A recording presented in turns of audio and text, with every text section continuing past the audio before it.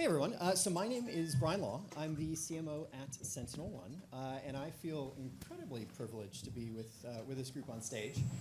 So I'll start maybe with Gail, who's leading the VP of LinkedIn for Sales, which as someone who was competing with her in my previous role, just incredibly impressed with the success you've had and the work that you've done. Prior to her role at LinkedIn, you were a CMO yourself, and then you at Noodle.ai, and then you also were at SAP, both in sales and marketing leadership roles. To your side is Chandar. He's now the Chief Go-to-Market Officer at Workato, but prior to that was a CMO at Coupa as well as Marketo, two brands that we definitely know. And then down at the end, Jason is taking a really amazing trajectory with Gusto. Prior to that, worked at AWS, leading global marketing as well as Prime for Amazon. So definitely excited to be with this group. We're going to be talking about how to do brilliant marketing. And I think one of the things I'd love to use just as a framing for the entire conversation, we should all be thinking about how we make decisions within marketing. And sort of simply enough, we make some good decisions and we make some bad decisions. If we make bad decisions, it doesn't really matter because it obviously wasn't what we expected. But if we make a good decision and it's what everyone else is doing, it also isn't really going to make a difference. The key is to figure out where we can be contrarian and right. And that's why I'm really excited to have this group on stage with me, because they have all done that in different ways across their companies. So maybe starting Gail with you, talk about how you did that at LinkedIn. What was the thing that you approached that was contrarian, and how did that work out? How did you play it together? Thanks, I love this question. First of all, I have always been part of renegade groups. So I see my friend Chip Rogers over there, and we were the renegades at SAP, right? So thinking contrarian is something that comes naturally to me. But I'll tell you a little bit of the story of LinkedIn and LinkedIn for Sales and our friendly competition. I went into LinkedIn and I was part of a business unit that was part of the larger $16 billion business. And there was a bit of an identity crisis. Like, how do we get this team fired up? And how do we get our mojo back? And so the contrarian thinking was that you can't create an identity for a business unit within a larger company. And we actually embarked upon something called category creation, which is debated across the world, is good or bad, but we used it as a vehicle to be somewhat contrarian and say that within LinkedIn, there was this division, this business unit that was selling to sellers, that was doing it in a way that was so differentiated from our competition that it was actually a different category, that we were playing a different game, and that we needed to set ourselves apart in a way that took advantage of the scale and the billion members and the heft that we had, although we were part of a smaller business. And so the contrarian thinking was, well, LinkedIn is a brand, and how can you create a brand within a brand? And you can't create a category because that's not really done, and aren't you part of sales intelligence? And so there were all these reasons not to do it. But I worked for a chief communications and marketing officer who said, my worry would be if you didn't do it. Like, take the risk. Here's some money, go to a project, figure it out, and what we developed was a category called deep sales. And deep sales was intentionally provocative. It was intentionally a bit of a double entendre, but it set us apart from what we called shallow selling. So it was a very visceral, simple message, and it not only lit up the market, but it lit up our sales force. So I had like 1,500 customer-facing people who now had something to talk about that they could get excited about, that created a mantra, that created messaging, that really created a movement around how we set ourselves apart. And I like to say that even our CEO said something that he thought couldn't be done was wildly successful. And we sort of started a new conversation within LinkedIn about what branding actually means and what it means to differentiate yourselves. And so although it was, I'd say, somewhat less than a full-on category creation, this contrarian thinking that said, we can do this, we can change the conversation, we can elevate ourselves. It's something that's propelled the team so that now almost 3 years in, we're still riding that wave, and it's been a tremendous game changer for us. So I'm so glad that I took the risk and that the company was, willing to support me in doing that. So it was really exciting. Yeah, Chandra, you want to say something? I mean, that was a good thought. I would just add to it. And, if you're a challenger brand, how many of us are challenger brands here, challenging an incumbent legacy big? Okay, many of us here. So if you're a challenger brand, you have to be a contrarian brand, right? So the key is, for me, in my experience, is that to be a contrarian brand, you have to pick your opponent's biggest strength and flip the script. It's not being contrarian for the sake of being contrarian. What is the biggest strength? I'll give you the last company I was with, Coupa, was Ariba. Ariba was an entrenched brand, very successful over years, lots of dollars, and we were a challenger brand. So the biggest strength they had, just practically make this actionable, their biggest strength, it's all about the network. And they had built their entire companies, the part of the network was the whole supplier network, right? The flip the script is this: if they are all about the network, we are all about the community. Because networks are all about nodes, communities are all about people. Networks don't show up to conferences, communities show up to conferences. Networks are not building together, communities are being smarter together. So that is one actionable thing. How do you make an actionable? Pick the biggest strength and flip the script, right? Now, Heidi Bullock, the great Heidi Bullock is sitting there. Hi, Heidi. At Marketo is the other same practical example. If Oracle was the big brand, for us was like marketing first at Marketo, was because when Larry Ellison wakes up in the morning and he thinks about the ninth thing he thinks about is marketing. Whereas when Phil Fernandez wakes up in the morning, our CEO, the only thing he thinks about is marketing. So who's going to drive more innovation for you? So picking that contrarian point of view on the biggest strength of what they have, which is scale in that case. We often talked about flipping the script. Absolutely. Yes.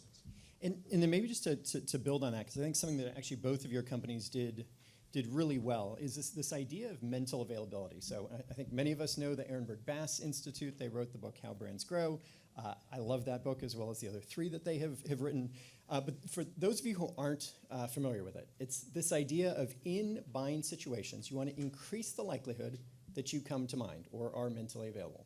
And essentially the way that it works is you should think about what are the buying situations in your category. Essentially, what are the mental triggers or category entry points? What are the thoughts, the feelings, emotions that are triggered in our brains? And then how do you attach your brand to them? That's very different than saying, this is my product and I want to push my product out there. Because essentially, you have to create all of those new memories. It's much, much easier to figure out what are the memories that we already have and just attach your brand into it. And so a couple of examples there on sort of the bottom, you can see Snickers. I think did a pretty good job. I remember actually being in high school, I was a runner, and I'd have strange cravings if I wanted Snickers. I didn't eat Snickers, but when I was exercising, it felt like it was the right thing to do. In the B2B space, I think Salesforce has also done a really good job of that, of helping us think, when I want to connect with customers, I should think about Salesforce. And one of the things you both called out is it's really important to be consistently distinctive, which means standing out in a consistent way over time and across channels when you're doing that. And I think part of what you were both talking about is figuring out what that thing is and then doing it effectively. And I know, Jason, you've done a sort of a masterful job of this at Gusto. I'm curious, just sort of how have you thought about this? How have you approached it? Yeah, I think about availability principles all the time, and I encourage you, go and also read Daniel Kahneman, who actually pioneered the whole idea behind mental and physical availability. So within my space, we market our payroll and HR solutions to small businesses. And there are 35 million small businesses out there. 1 in 5 employees in the United States are employed by a small business. And 5 million new businesses are being started every year in America. So for us, we constantly have an inflow of customers that come into our category or will come into our category. So when we're thinking about building availability, we want to not just get to the people who are in that buying situation, but who are thinking about us or know about us as they're about to enter into our category. So we've invested a ton into our brand marketing. You might have seen our ads on college football or NFL programming even, and it's rare to be in a B2B category where you can do that. But we certainly believe and have high conviction just around that idea of getting in front of the buyer. The other thing that's really important, and many of you have heard this stat around about how 90% of people shop from an existing list that, or a existing buying list, and they go into the whole purchase funnel picking amongst that list. And so it's really critical to just building availability to have and be on that list, because if you're not, it's going to be a much harder sell. If your BDRs have to call on people who've never heard of you, that is a tough sell. On the idea of just being distinct, one of the things in terms of just contrarian is, like, if any of you have used ADP or QuickBooks, like, there's not a lot of love for the incumbents in our space. And so when Gusto was started, it was really started with this idea that we can be unique, different. And one of the things that plays really well into our favor is we are very clear about who we're for and who we're not for. And we really stand behind the small business, whereas you have other competitors who kind of span the range of different business types. And so for us, that gives us the ability to just carve out a very unique identity that is centered and rooted around our love for small businesses. And so when we think about how we carve out something that's distinct, I started my career in Procter & Gamble, so I kind of come from that B2C mindset of just how do you build great brands and how do you tell great stories around those brands, even for things as like, plain as diapers or laundry detergent. And you could argue payroll kind of fits into that category as well. But we think about just, in any time you're thinking about brand, think about the emotional truth. And for any type of business, B2B, there is something about your buyer that's emotional, or that buying process. And for us, starting a business is a very emotional journey. There's a story behind it. Everyone's got their story for how they, decided they want to start a business for themselves, and all the trials, tribulations, joys that come with a small business. And so we really try to anchor our brand around just understanding that, and really trying to show how aligned we are to the goals and the struggles of small business, and make sure that we're really tailoring our storytelling to that narrative journey. Because ultimately, we want to stand out in a category. We don't get to spend as much money as ADP, for example, but when we can carve out something that's very distinct, tied with just having a really smart, well-placed media plan, we're able to stand out and punch well above our weight. One of the things I would add quickly to increase mental availability is this whole idea of influencer marketing and community marketing. And so you're not only speaking as your brand, but you've got legions of people speaking on your behalf. And so one of the things that we do, because within a large business we have a relatively small budget, is we've activated our community. And so you'll see lots of people. We have a sales insider program. Salesforce is, they're legendary for their trailblazers. But activating these other voices to increase that mental availability so that the branding is not coming just from you, but it's them and their lived experience. And more and more of us are doing that, but I just think it's another way to think about it, especially in a constrained budget. Yeah, that's community is the next thing for us. And funny, you guys, or Huddles has the penguin.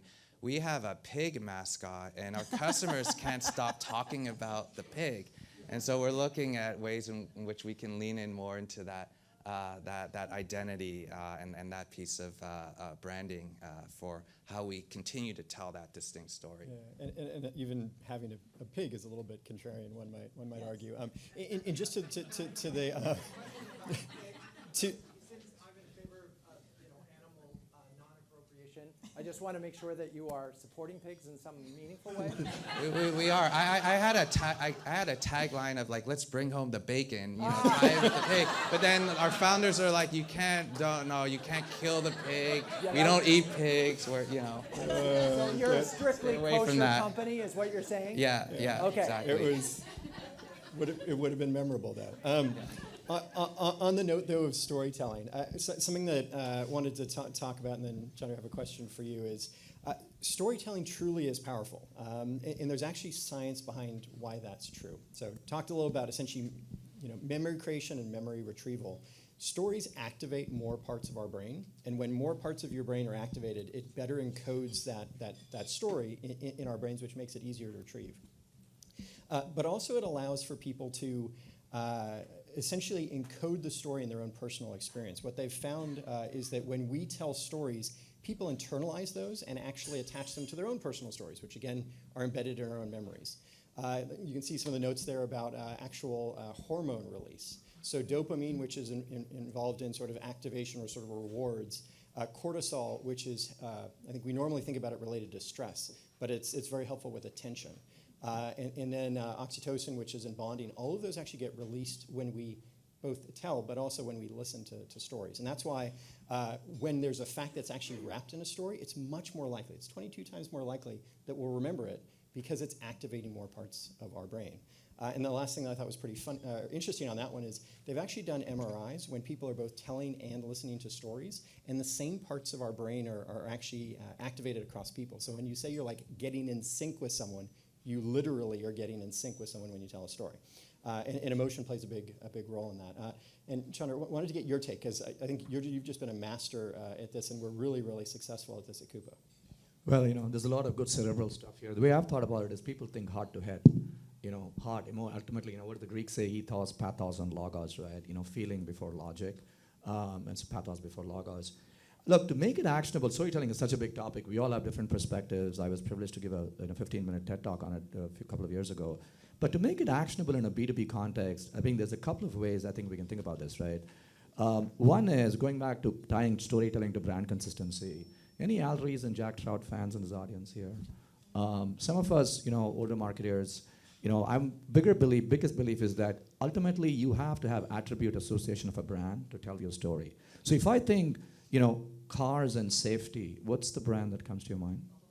Volvo. So right or wrong, they own that attribute and they've told that story for years. So even like the last company, Coupa, I take the dollar bill, and so our evolution of that story was if you think dollar, spend and think value. If a CFO wakes up in the morning and thinks dollar and value, think Coupa. That is the goal we're trying to say. But the key there in the storytelling is to keep it consistent, keep that feeling consistent in every part of the journey. So whether you're doing a billboard, it was all about the dollar bill, pun intended, billboard, right? All these things about everything with the dollar, everything that read in the bottom of the funnel, everything customer story was going back to the dollar. So that's one actionable thing. Pick that attribute that you want to own in the mind of the buyer and reflect that across every part of your, the top of the funnel, middle of the funnel, etc. I'll give you a simple example, a practical example. We had to sponsor the New York Yankees. In an ideal world, we would have sponsored and saying, yes, you see the Coupa sign in the Yankees. In fact, if you go to Yankee Stadium, we spend millions of dollars for the executive suite. But the associative storytelling here is to say, creating a moment called the Coupa maximum value play of the game, which is all about value. And associating yourself with the keyboard, it's not just putting a hat on Phil Mickelson and saying I'm SAP. There's no value association with that. So in any brand moment, you have value association, one thing on storytelling. The second thing, it's hard to do in B2B, I would make it actionable. There is this hierarchy of there is functional value, business value, and human value when you tell stories. Like you talked about, emotional stuff. B2C is very good at telling human value. In B2B, it's very hard. We've done a good job of going from functional value, hey, this product gave me this value, to business value saying, hey, I'm able to reduce costs or increase agility or drive some sort of growth and operating efficiency, etc. Where to bridge the last gap of the marketing team is the human value. I'll give you one example, maybe two, if it takes time, but I want to give it to others, is AstraZeneca was a customer of ours during the pandemic.